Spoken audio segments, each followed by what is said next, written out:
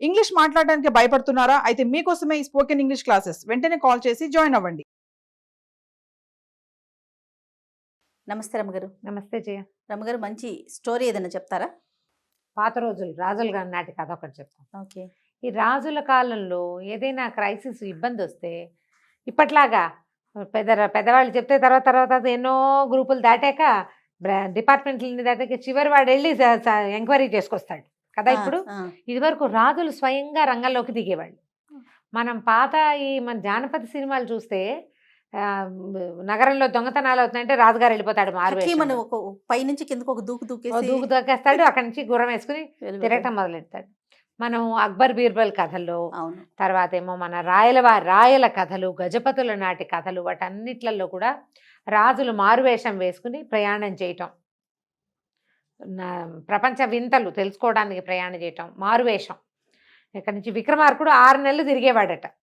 విక్రమార్కుడు కథ చెప్పుకున్నాం కదా మనం. సంవత్సరంలో 6 నెలలు దేశాటం చేస్తాడు, 6 నెలలే రాజ్యపాలన చేసేవాడు ఆయన. దానికి ఒక చిన్న పాయింట్ కూడా చెప్తారు. విక్రమార్కుడికి 1000 సంవత్సరాలు బతికే అవకాశాన్ని ఇచ్చింది అమ్మ కాళికాదేవి. ఇస్తే భట్టికి 2000 సంవత్సరాలు ఇచ్చిందిట. అప్పుడు విక్రమార్కుడు భట్టి మాట్లాడుకున్నారు. 1000 సంవత్సరాలు రాజ్యపాలన విక్రమార్కుడు చేస్తాడు, 2000 సంవత్సరాలు భట్టి బతుకుతాడు. అప్పుడు ఎట్లా, నేను ముందు వెళ్ళిపోతా, నువ్వు తర్వాత వస్తావంటే, కాదన్నాయ ఒక పని చేద్దాము, నువ్వు సంవత్సరంలో 6 నెలలు రాజ్యపాలన చేయి, 6 నెలలు దేశాటం చేయి. నీ లెక్క ఏమిటి? 1000 సంవత్సరాలు పాలన. ఈ లెక్క అయితే మరి 1000 సంవత్సరాల్లో 6 నెలలు బయటకు వెళ్ళిపోతే సరిపోతుంది కదా. అందుకని లెక్కగా వర్షాకాలము శీతాకాలం అంతా రాజ్యంలో ఉండి ఎండాకాలం తిరిగేవాళ్ళు 6 మంత్స్. అప్పుడు దేశంలో మొత్తం భారతదేశం అంతా ఆయన కిందే ఉందంటారు. ఎక్కడెక్కడ ఏ ఊళ్ళల్లో ఎలాంటివి జరుగుతున్నాయి, వింతలు విశేషాలు విడ్డూరాలతో పాటు ఎక్కడెక్కడ అన్యాయాలు జరుగుతున్నాయో వాటన్నిటినీ సరిచేసుకునేవాళ్ళు. ఏ ఊళ్ళల్లో చెరువులు లేవు, ఏ ఊళ్ళల్లో కాటకం ఉంది, ఎక్కడ కట్నాలు ఎక్కువగా ఉన్నాయి, ఎక్కడ ఆడపిల్లల చావులు ఉన్నాయి, ప్రసూతి మరణాలు జరిగే ప్రదేశాలు, ఆహారం లేక జనాలు ఎక్కడ బాధపడుతున్నారు, ఏ అడవుల్లో దోపిడీలు జరుగుతున్నాయి, ఇలాంటివన్నీ తెలుసుకునేవాళ్ళు. ఇప్పుడు కూడా మన పెద్ద పెద్ద సంస్థలు పెట్టేవాళ్ళు స్వయంగా పరిశీలించి పర్యవేక్షించి తెలుసుకుంటే ఉండే ఉపయోగం ఈ డిపార్ట్మెంట్ల వల్ల అంత ఉండదు. ఇది ఎక్కడో చోట చైన్ బ్రేక్ అయిపోతుంది. అవునండి. మనమే రంగంలోకి దిగితే మనకి ఇంకా కొంచెం క్లారిటీ వస్తుంది. పాత రోజుల్లో అది ఆలోచించేవాళ్ళు. అలాంటి ఒక కథ చెప్తాం. పూర్వం ఒక రాజ్యంలో 3 దొంగలు ఉండేవాళ్ళట. గజ దొంగలు. అసలు వాళ్ళని పట్టలేకపోతున్నారు. సరే, ఏవో రకరకాల ఎత్తులు ఎత్తారు. కానీ 3 వాళ్ళు ఫలానా ప్రాంతంలో సంచరిస్తున్నారని తెలిసింది, కానీ వాళ్ళని పట్టుకోలేకపోయారు. సరే, ఆ ఊరి రాజుగారు ఏం చేశారంటే, వీళ్ళతోటి కాదు, సైన్యాధిపతి ట్రై చేశాడు, మంత్రి ట్రై చేశాడు, ప్లేసులు కనుక్కున్నారు, కానీ పట్టుకోలేకపోతున్నారు. రాజుగారు తనే దిగాడు రంగంలోకి. కొద్ది రోజులు తిరిగి ప్రతి రాత్రి అర్ధరాత్రి దాకా తిరిగేవాడు. చీకటి పడిన దగ్గర నుంచి బయటకు వచ్చేసి బాగా నిద్ర వచ్చేదాకా తిరిగేవాడు. తిరగ ఒక 1-2 నెలలకి ఆయనకి ఈ దొంగలు నిజంగానే 3 వాళ్ళు ఫలానా ప్రాంతంలో డబ్బులు పంచుకుంటారని తెలుసుకున్నాడు. ఒకరోజు రాత్రి వాళ్ళు ఎక్కడో చిన్న దోపిడీ చేసి వచ్చి పంపకాలు చేసుకుంటుండగా అక్కడికి వెళ్ళాడు. 4వ వాడిని చూసేసరికల్లా, ఎవడరా నువ్వు, ఏమిట్రా అని కేకేశారు. కేకేస్తే, నేను దొంగనండి, మరి ఈ ఊళ్ళో ఏదైనా పెద్ద దొంగతనం చేయాలని నా ఉద్దేశము, నాకు కొన్ని విపరీత శక్తులు ఉన్నాయి, మరి దానికోసమని నేను నాలాగా స్ట్రాంగ్గా ఉండే వాళ్ళ కోసం వెతుకుతున్నాను, మీరేనని నాకు చిన్న దొంగలంతా చెప్పారు, మీకోసం వెతుకుతూ ఇవాళ మిమ్మల్ని చూశాను అన్నాడు. అన్నాక, సరే ఏం శక్తి ఉంది నీకేం శక్తి ఉందంటే, ముందు మీ దగ్గర ఉండే శక్తులు ఏమిటి, మీరు ఈ రాజ్యాన్ని ఎట్లా ఏడ్పించుకోగలుగుతున్నారు అని అడిగాడు. అడిగితే వాళ్ళు ఏమన్నారు, నవ్వుతూ ఏదో తింటున్నారు ఆహారం, ఇతను కూడా కాస్త ఏదో పెట్టారు. మొదటి వాడు చెప్పాడు, మొదటి దొంగ, నేను ఎంత లావు తాళాన్నైనా పూచిక పుల్లు ఇస్తే చాలు, దాంతో తిప్పి తీసేస్తా. శాస్త్రానికి చెప్పాడు మాటకి. పూచిక పుల్ల కాదు, ఓ చిన్న ఇనప సూదితోటో ఒక తలపిన్నుతోటో ఎలాంటి తాళాన్నైనా తీసేయగలరు. బాగుంది. అక్కడి నుంచి 2వ వాడు చెప్పాడు, నేను భూమికి తల అనిస్తే దూరంగా ఎవరు నడుస్తున్నారో, నడిచేవాడు ఏనుగా, గుర్రమా, రథమా, పల్లకియా, 4 వచ్చారా 6 వచ్చారా చెప్పగలను, డబ్బు పెట్టెలు ఎక్కడున్నాయో తెలుస్తుంది, నాకు భూమి మీద తల అనిస్తే ధనలక్ష్మి నడక తెలిసిపోతుంది, నా దగ్గర ఆసక్తి ఉందన్నాడు. 3వ వాడు ఏం చెప్పాడంటే, నేను ఎవరినైనా ఒకసారి చూశానంటే వాడు ఏ వేషంలో ఉన్నా గుర్తుపడతా, ఎలాంటి మారు వేషం వేసినా గుర్తుపట్టేస్తాను నేను అని. ఇప్పుడు నీకేం విద్య వచ్చో చెప్పమన్నారు. రాజుగారు ఆలోచించాడు, ఇట్లాంటి వ్యవహారాలు లేనివి మన దగ్గర, మనకేదో కత్తిపటము డాల్ వేయటము వచ్చు, అవి ఎట్లా చెప్తాం? దొంగలకు కావాల్సినవి కత్తిడాలు వ్యవహారాలు కాదు. ఈయనకి రాజ్యాంగం తెలుసు. రాజ్యాంగం తెలుసు అంటే రాజని ప్రూవ్ అయిపోతాడు. బాగా ఆలోచించి, నాకు దగ్గర 2 శక్తులు ఉన్నాయి. ఒకటి, నేను బొట్టనవేలు కిందకి తిప్పాను అనుకో, ఎవరికైనా మరణం వచ్చేస్తుంది. ఒకరిని చూసి చేయి కిందకి తిప్పితే మరణం వస్తుంది. అదే నేను కుడి బొట్టనవేలు చూపుడు వేలు పైకి ఎత్తితే ఎలాంటివైనా వాడికైనా మరణం ఆగిపోతుంది అని చెప్పాడు. వాళ్ళకి సరే ఆశ్చర్యం వేసాం, మన దగ్గర విచిత్రాలు ఉన్నాయి, అలాగే వీడి దగ్గర కూడా విచిత్రం ఉంది. సరే ఇట్లా 2-3 రోజులు స్నేహం చేశాక, నువ్వు ఏమైనా చూసుకొచ్చావా, ఏం చూసుకొచ్చావో అని అడిగితే ఏం చెప్పాడంటే, మనం రాజుగారి కోటలోకి వెళ్దాం, కోశాగారంలోకి వెళ్ళిపోదాం, చాలా ఈజీ. ఎవడైనా మనకి ఎదురుస్తే ఏముంది, మన దగ్గర శక్తి ఉంది, ఇలా అంటే అయిపోతాడు, అదే కదా. సరే వీడున్నాడు కదా అన్న ధైర్యంతో వాళ్ళు 3, ఇతను 4 కలిసి వెళ్ళారు. రాజుగారు వెళ్ళిపోయారు. వెళ్ళిపోయేసరికల్లా ఈ లోపలికి వెళ్ళారు. ఎలా వెళ్ళాలో ఈజీ దారి చూసుకున్నారు. లోపలికి వెళ్ళాక ఈ రెండో వాడు ఉన్నాడు కదా, వాడి నేల మీద తల నుంచి అది చూసి కోశాగారం ఏ వైపు ఉంది. రాజుకి కూడా ప్రత్యేకంగా కోశాగారంలో డబ్బు ఎక్కడ ఉంటుందో తెలియదు, అంత వివరం తెలీదు. కోశాగారం అని తెలుసు అంతే. కోశాగారం ఈ వైపు ఉంది, డబ్బు అక్కడ ఉంది అని చెప్పాడు.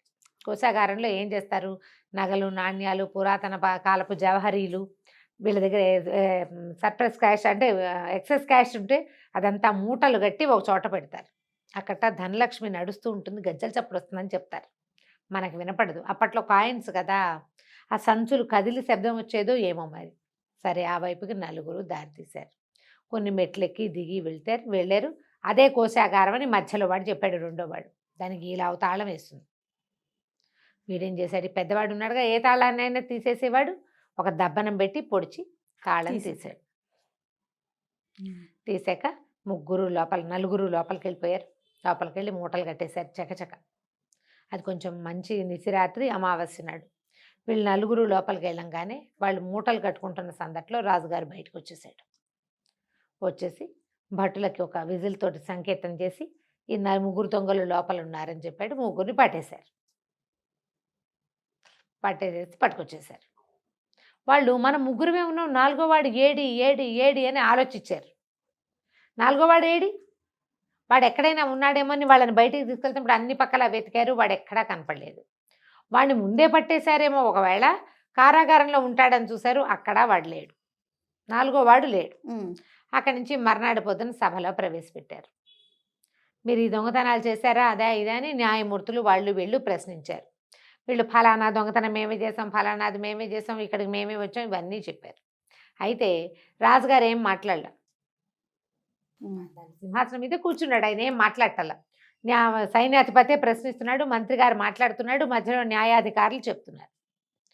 సరే వీళ్ళు 3 శిక్షలు ప్రూవ్ అయిపోయినాయి, 3 అపరాధాలు ప్రూవ్ అయిపోయినాయి. ప్రతి వాళ్ళు చెప్పారు, ఆ శెట్టి గారి ఇంట్లో ఇన్ని లక్షలు పోయినాయి, మేమే తీసాం, వీళ్ళ ఇంట్లో అదేదో పోయింది, వాళ్ళ గుర్రాలు పోయాయి, మేము ఒప్పుకున్నారు. మరి ఇంకేం చేస్తారు, ఒప్పుకోక తప్పదు. రాజు దగ్గరికి వెళ్ళాక ఒప్పుకోకపోతే చావగొట్టి చెవులు మూస్తారు.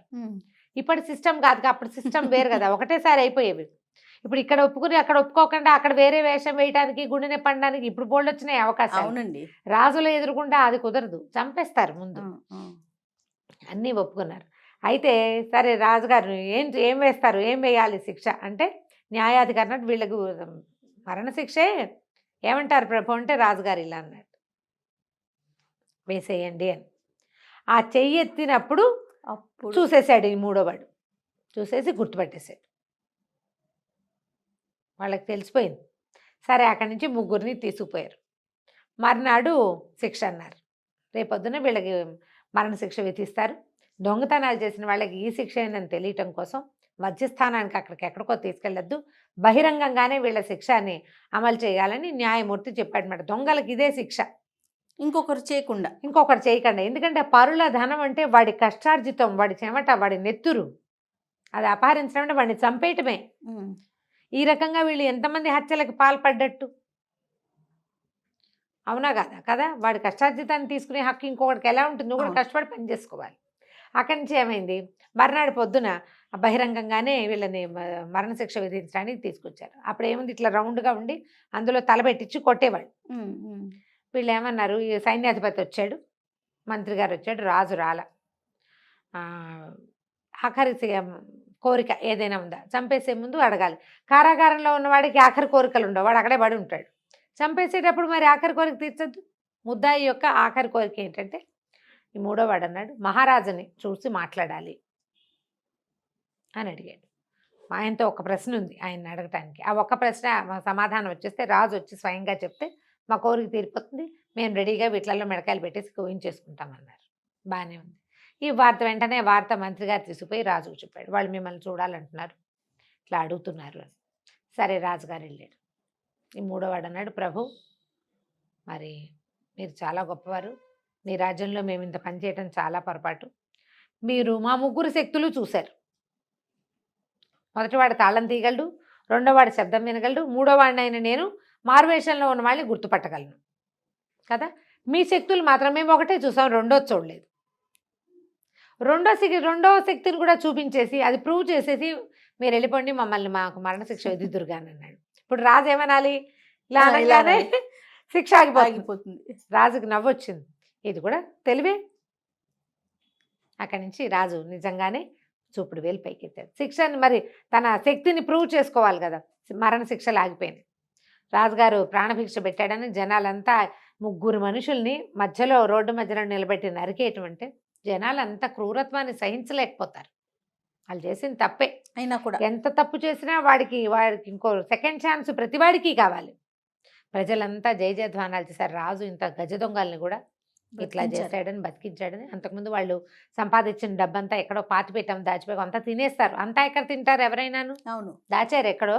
అయితే రాజుగారు ఏం చేశారంటే, వీళ్ళ ముగ్గురికి రెండో ఛాన్స్ ఇస్తాను, దొంగతనాలు చేయొద్దు అని చెప్పి వాళ్ళ డబ్బులు కొంత భాగాన్ని మాత్రం వాళ్ళకు ఉంచి మిగిలింది సొంతదారులకు అప్పచెప్పేశారు.